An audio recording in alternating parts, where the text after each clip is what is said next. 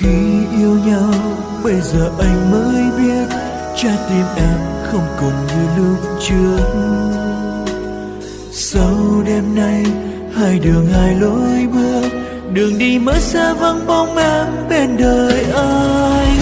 Lần cuối ta nắm tay nhau thì hãy nói hết đi em, những năm tháng yêu nhau xa vời.